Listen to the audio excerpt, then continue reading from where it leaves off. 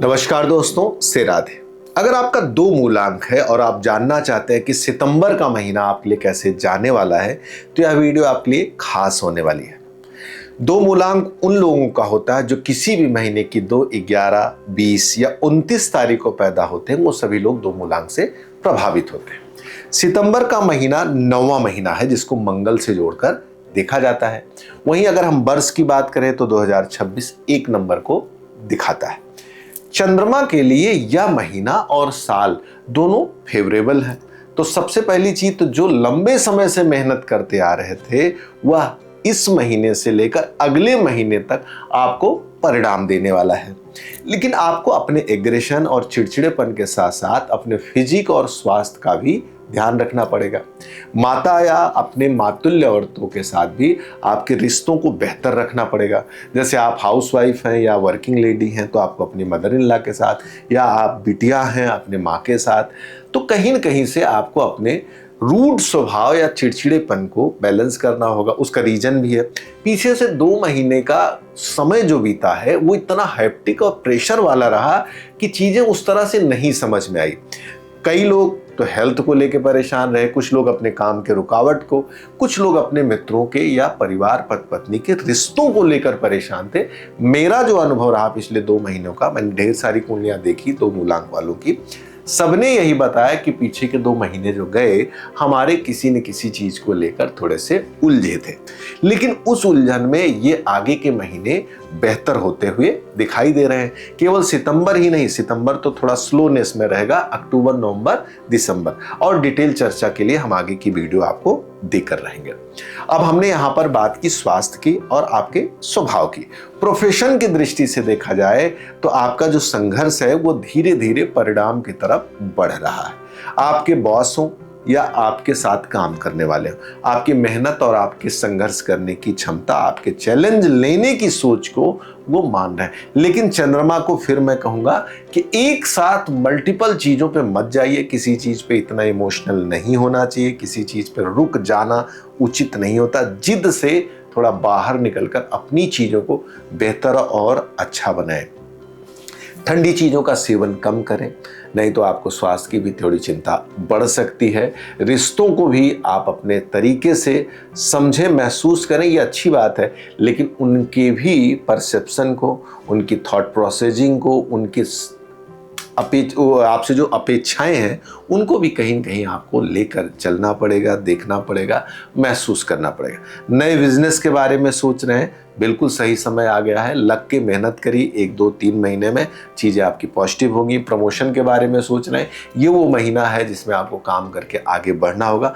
पीछे आपने खूब तपस्या की, या आपने पेशेंस रखा, या आपने अपना एग्जाम दिया है, वह एग्जाम अब धीरे धीरे आपके रिजल्ट की तरफ आ रहा है। जो बच्चे छात्र तैयारी कर रहे हैं उनके लिए भी प्रेशर कम होने वाला है। अपॉर्चुनिटी आने वाली है, एग्जाम्स आने वाले हैं, बेहतर रिजल्ट आने वाला है। तो आपको अपनी चीज़ों में आगे बढ़ना चाहिए। आपके मन में होगा और कैसे बेहतर करें, क्या कोई उपचार है? बिल्कुल उपचार है। देखिए, चंद्रमा को भगवान शिव को नहीं छोड़ना चाहिए। उनके माथे पे चंद्रमा का वास है, इसलिए उनको दूध चढ़ाना, जल चढ़ाना ये कायम रखना चाहिए, और सफ़ेद पुष्प। और चढ़ाने की जो प्रक्रिया है ना, वो मात्र एक शारीरिक नहीं होनी चाहिए। जब आप भगवान के ऊपर जल डालें तो अपने हाथों से सहलाने के बाद अपने हृदय से कहें कि प्रभु एक बार मेरी भी पुकार सुनी जाए।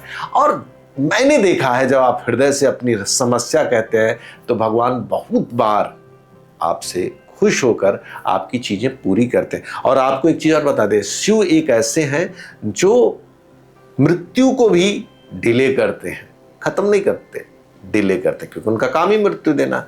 डिले करते मतलब आगे बढ़ाते हैं, आपकी आयु ठीक करते हैं, बीमारी ठीक करते हैं, कर्ज ठीक करते हैं, किसी से आपका विरोध चल रहा वो ठीक चला।